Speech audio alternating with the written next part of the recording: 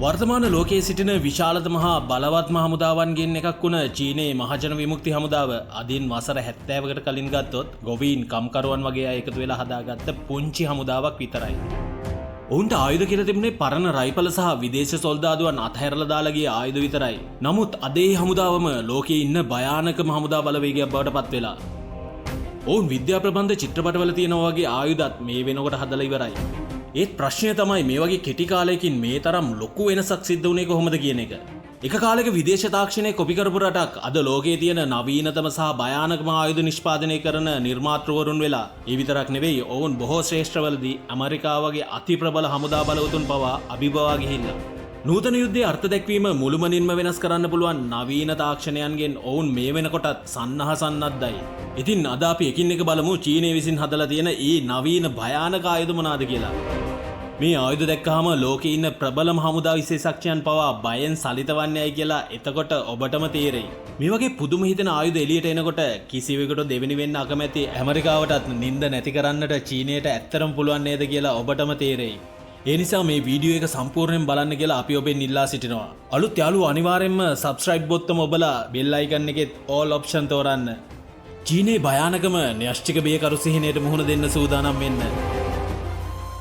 ඩොෆෙන් 41 කෙටියෙන් කියනවා නම් DF-41 කියලා හඳුන්වන මේ භයානක ආයුධය ඇමරිකාවේ න්‍යෂ්ටික යුද විශේෂඥයන් හැමදාම කනස්සල්ලට පත් කරනවා. ඒ අයි දන්නවද? මොකද මේ අන්තර්මහත් බීපික බැලස්ටික් මිසයිලය චීන භූමියේ සිට විනාඩි භාගයකටත් අඩු කාලයකින් ඇමරිකාවේ ඕනෑම නගරයකට ළඟා වෙන්න පුළුවන්. භයානකම දේ මේක නෙවෙයි. මෙහි MIRV තාක්ෂණය මේක තවත් භයානක කරනවා. එක DF-41 මිසයිලයකට එකවර වෙනම න්‍යෂ්ටික යුද ශීර්ෂ 10ක් රැගෙන යන්න පුළුවන්. එක් යුද ශීර්ෂයේ බලය කොච්චරද කියනවනම් සම්පූර්ණ නගරයක් වුණත් ලෝක සිතියමෙන් අතුගාලා මකා දාන්න පුළුවන්.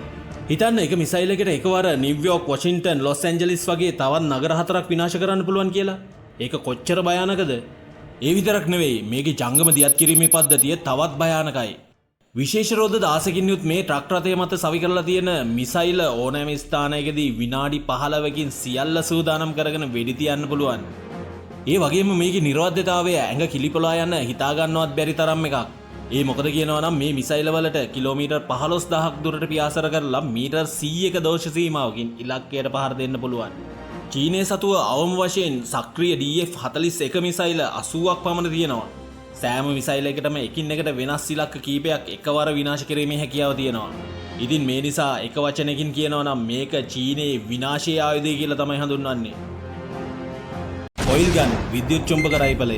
ඔබ දැන් මේ දකින්න යන චීනයේ නවතම සොයා ගැනීමෙන් සම්ප්‍රදායික යුද ආයුධ පිළිබඳ සියලු සංකල්ප සදහටම වෙනස් කරන්න පුළුවන්. චීනයේ විද්‍යුත් චුම්බක රයිෆලයක් හදන්න යනවා කියලා තමයි ආරංචි වෙන්නේ. ඒක විද්‍යා ප්‍රබන්ධවල තිබුණු සිහිනයක් ඇත්තටම හැබෑවෙනවා වගේ දෙයක්. මේ අනාගත ආයුධයේ හැකියාවන් ඇත්තටම අතිශය භයානකයි. විනාඩියකට වට 300ක්, ඒ කියන්නේ තත්පරයකට වෙඩි 50ක් පමණ පහසුවෙන් තියන්න පුළුවන්. කිසිම ශබ්දයක් නැහැ. ඒ විතරක් නෙවෙයි ගන් එකේ ඉස්සරහා කොටසින් කිසිම දැල්ලක් ඇති වෙන්නේ නැහැ. අනිත් දේ තමයි බෑක්ෆයර් වීමක් සිද්ධ වෙන්නේ නැහැ. ඒ කියන්නේ වෙඩි තියනකොට පිටිපස්සට ඇදීමක් සිද්ධ වෙන්නේ නැහැ. සාම්ප්‍රදායික තුවක්කු වලට වගේ මේකට රසායනික පිපිරීමක් අවශ්‍ය වෙන්නේ නැහැ.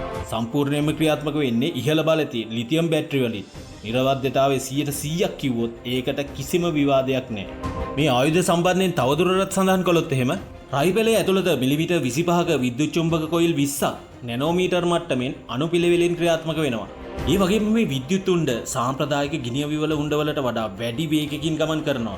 ඒ වගේම මේ අවිය අනපේක්ෂිත ක්ෂණික මෙහෙයුම් සඳහා අතිශය වාසිසහගත වෙනවා. සාමාන්‍ය රයිෆල් වලට වඩා විනිවිද යන්නට නොහැකි සන්නාහ පවා විනිවිද යන්නට පුළුවන් ප්‍රබල ශක්තියක් මේ උණ්ඩ සතු වෙනවා. මේ නිර්මාණයේ තවත් භයානක අදහසක් තමයි එහි මොඩියුලර් එක. ඒ කියන්නේ මේ තාක්ෂණය පහසුවෙන් යුද ඩ්‍රෝන යාන, ස්වයංක්‍රීය ට්‍රරට් හෝ සන්නද්ධ වාහන වලට ඉතා ඉක්මනින් පහසුවෙන් සම්බන්ධ කරගන්න පුළුවන්. හිතන්න සොල්දාදුවන් කිසිම શબ્දයක් ඇහෙන්නේ නැති අසීමිත පතරම් තියෙන ආයුධ අරගෙන සටන් වදිනවා නම්, ඒ වගේම නැවත උණ්ඩ රීලෝඩ් කිරීමක් නොකර පැය ගණන් ක්‍රියාත්මක කරන්න පුළුවන් ආයුධයක් නම් ඒ යුද්ධය කොයිතරම් භයානක එකක් වේද කියලා. වාර්තා වෙන විදිහට චීනය විද්‍යුත් චුම්බක වලින් සමන්විත පරිපූර්ණ යුද ආයුධ පවුලක්ම මේ වන විටත් හදලා ඉවරයි. මේවා ඇත්තටම අනාගත යුද්ධයක ක්‍රියාත්මක වුණොත් සාම්ප්‍රදායික යුද්ධයේ ස්වභාවය විශාල ලෙස භයානක අතට වෙනස් වෙන්න පුළුවන්. ස්ටෙල්ත් හවුස් J36 මේ තමයි මේ වෙනකොට අහසේ ඉන්න දරුණුම විලෝපිකයා. මේකේ තියෙන තාක්ෂණයේ නූතන ගුවන් යුද නීති බව වෙනස් කරන්න පුළුවන්. J-36 කියන්නේ සාමාන්‍ය ස්ටෙල්ත් ජෙට් යානයක් නෙවෙයි.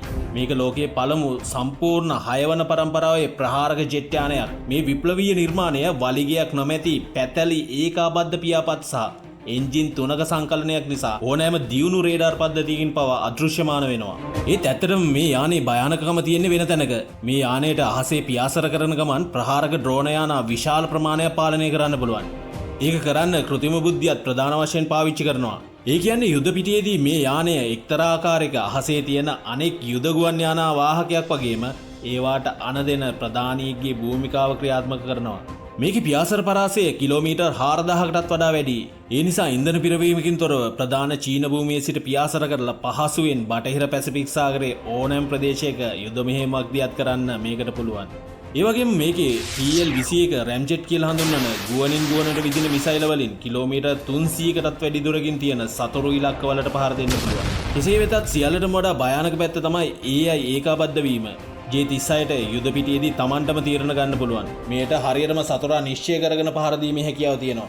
ඒ කියන්නේ කාවද අතාරින්න ඕන කාවද විනාශ කරන්න ඕන කියන දේ පහසුවෙන් තීරණය කරන්න මෙයාට හැකියාව තියෙනවා. තත්පරයකින් කොටසක් වගේ කෙටි කාලයක් ඇතුළත මේ පියාඹන යෝධ විලෝපිකයා ජීවිතය සහ මරණය අතර ගණනය සිදු කිරීමට සමත්කම් දක්වනවා. RKA ලේසර් ආයුධය. අනාගතයේ සියලුම යුද ලේසර් පර්යේෂණාගාරවල ආයුධ නිෂ්පාදන පද්ධති ගැන කතා කිරීම නවත්තන්න කාලය ඇවිල්ලා. මොකද චීනය දැනටමත් ඒක ඇත්තක් බවට පත් කරලා තියෙනවා. ආරංචිවල හැටියට චීනය ලෝකයේ පළමු සම්පූර්ණයෙන්ම ස්වයංක්‍රියාකාරී මිනිහෙකුට රැගෙන යා හැකි ලේසර් ආයුධ පද්ධතිය වන RKA නිර්මාණය කරලා තියෙනවා. මේ පද්ධතියට විනාඩියට වට 3000ක් දක්වා ක්‍රියා කරන්න පුළුවන් කියලා තමයි කියන්නේ. ඊටා නිවැරදි විද්‍යුත් චුම්බක නිරවද්‍යතාවයක් මේකට තියෙනවා. ශබ්දයක් නැහැ, දැල්ලක් නැහැ, පසුබෑමක් නැහැ. මේකේ පහර දෙන වේගය කොච්චරද කියනවනම් සාම්ප්‍රදායික වෙඩි උණ්ඩ පවා හෙමින් යනවා කියලා හිතෙයි. ඒ වගේම මේකට සාමාන්‍ය පතුරම් අවශ්‍ය වන්නේත් නැහැ. මුළු යුද්ධයම කරන්න විදුලිය විතරක් තිබුණාම හොඳටම ඇති. වඩාත් විප්ලවීයම දේ තමයි මේකේ මාරාන්තික බව අවශ්‍යතාවය අනුව වෙනස් කරන්න පුළුවන්. ඒ කියන්නේ මෙහෙයුමේ අවශ්‍යතාවය අනුව Tamanගේ සතුරව අඩපණ කරනවද, ආබාධිත කරනවද, විනාශ කරනවද කියන සියලු දේ තීරණය කරමින් සටන තුල ක්‍රියාත්මක වෙන්න පුළුවන්. ශබ්දේ රහිත නිසා රහස් මෙහෙයුම් සඳහා මේක කදිම ආයුධයක්. RKA ආයුධයට බොහෝ සන්නද්ධ ගබා විනිවිද යන්න පුළුවන්. ඒ වගේම මේකේ නිර්වද්‍යතාවය සාම්ප්‍රදායික ගිනි අවි වලට වඩා ගොඩක් වැඩි.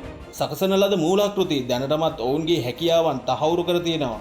චීනය 2026 වෙන විට ඔවුන්ගේ විශේෂ ඒකක මේ ආයුධ වලින් සන්නද්ධ කරන්න සැලසුම් කරනවා. එහෙම වුණොත් චීනය සමග යුද්ධමය වශයෙන් හැප්පෙනවා කියන එක අමාරු දෙයක් නෙවෙයි, කරන්න බැරි දෙයක් වෙයි. Fujian Type 003 ගුවන් යානා වාහක. Fujian කියන්නේ චීනයේ ලොකුම ගුවන් යානා වාහක යුද නෞකාවක් විතරක් නෙවෙයි.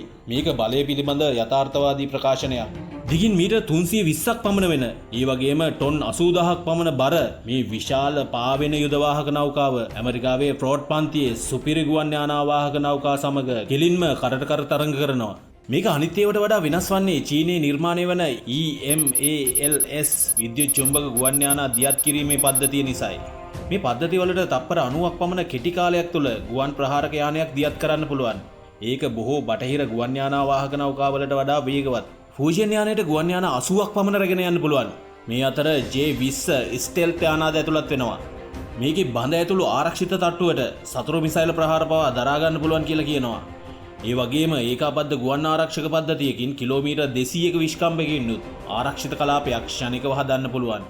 Fujian යුද වාහක නෞකාවක් විතරක් නෙවෙයි. මේක 055 මිසයිල් නාශක, නවීන ෆ්‍රිගේට් සහ නැශ්වික සබ්මරීන ඇතුළු යුද පද්ධතියන්ගේ සංකලනයක්.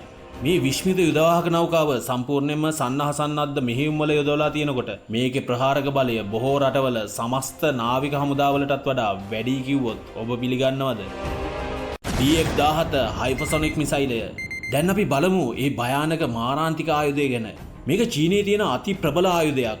ඇමරිකාවේ හමුදා කවයන්හි ප්‍රධානීන් පවා අකමැත්තෙන් උනත් පිළිගෙන තියෙනවා. මේකෙන් ලෝක බලතුලනය පවා වෙනස් කරන්න පුළුවන් කියලා. DF-17 නැත්තම් නැගෙනහිරු සුළඟ කියලා අනුවර්තන නාමයෙන් හඳුන්වන මෙය හයිපර්සොනික් මිසයිලයක් විතරක් නෙවෙයි. මේක නවීන යුද තාක්ෂණීය සංකේතයක්. මේ අවිය ඉදිරියේ සාම්ප්‍රදායික ආරක්ෂක පද්ධති පහේ අකර්මණ්‍යයි. මේ ලෝහමය යෝධයාගේ වේගය ශබ්දයේ වේගයට වඩා 10 ගුණයක් විතර වැඩි. ඒ කියන්නේ පැයට කිලෝමීටර් 12000ක විතර වේගයකින් මේකට පියාසර කරන්න පුළුවන්. මේක පියාසර මාර්ගයේ කොච්චර අනපේක්ෂිතද කියනවා නම් ඕනෑම දියුණු මිසයිල් ආරක්ෂක පද්ධතිය වුණත් මේක නවත්තන්න බෑ. මේකේ හයිපර්සොනික් ග්ලයිඩ් වාහනයට අහසේ මැදදී නැවත නැවතත් මිසයිලේ මාර්ගය සහ උස පරාසය වෙනස් කරන්න පුළුවන්. ඒක නිසා මේක නවත්වන එක කිසිසේත් කළ නොහැක්කක්. වඩාත් භයානක දේ තමයි මේකට පැයකටත් අඩු කාලයකින් පෘථිවියේ ඕනෑම ඉලක්කයකට ළඟා වෙන්න පුළුවන්. ඒ විතරක් නෙවෙයි සාමාන්‍ය ට්‍රක් රථයකින් පවා මේ මිසයිලේ දියත් කරන්න පුළුවන්. මේකෙන් පැසිෆික් සාගරයේ තියෙන ඇමරිකානු යුද ගුවන් වාහක, ජපානයේ හෝ කොරියාවේ යුද කඳවුරු, ඒ වගේම ඇමරිකාවේ ප්‍රධාන භූමියට පවා සම්පූර්ණ නිර්වද්‍යතාවකින් ඉලක්ක කර පහර දෙන්න පුළුවන්. පෙන්ටගනේ පවා පිළිගෙන තියෙනවා විනාඩි 20කින් මේ මිසයිලයට ඇමරිකාවේ තියෙන සියලුම ගුවන් යාන වාහක විනාශ කරන්න පුළුවන් කියලා. ඇත්තටම බය තියෙන්නේ මෙතනයි. චීනයේ සතුව DF-17 මිසයිල දුසිම් ගානක් තියෙනවා. ඒ කියන්නේ විනාඩි කිහිපයකින් මුළු ලෝකයේම යුද බල අභිමානය වෙනස් කරන්න චීනයට පුළුවන්. ඔබට මොකද හිතෙන්නේ? මේ නව යුද තාක්ෂණයන් සමග චීනය ඇත්තටම ලෝකයේ බලතුලනේ වෙනසක් කරයිද? චීනය නුදුරේදීම ලෝක බලවතා බවට පත්වෙයිද? නැත්නම් මේක හුදු හමුදා ශක්තිය පෙන්වීමක් විතරයිද? ඔබේ අදහස අනිවාර්යෙන් කමෙන්ට් සෙක්ෂන් එකේ කියන්න. වීඩියෝ එක හොඳයි නම් ලයික් කරන්න. ආකර්ෂණීය වගේම ඉහළ ගුණාත්මක භාවයක් සහිත වටිනා තොරතුරු ගෙන එන්න අපි අපේ උපරිමයෙන් කැප වෙනවා. ඉතින් ඔයාලට මේ channel එක subscribe කරන්න පුළුවන්. එහෙම කරලා අලුත්ම දැනුම ඔයාලඟට පහසුවෙන්ම ගෙන්න ගන්න කියලා අපි ඉල්ලා සිටිනවා. ඊළඟ අලුත් එපිසෝඩ් එකකින් නැවත හමු වෙමු. ඔබට ජය. ස්තුතියි.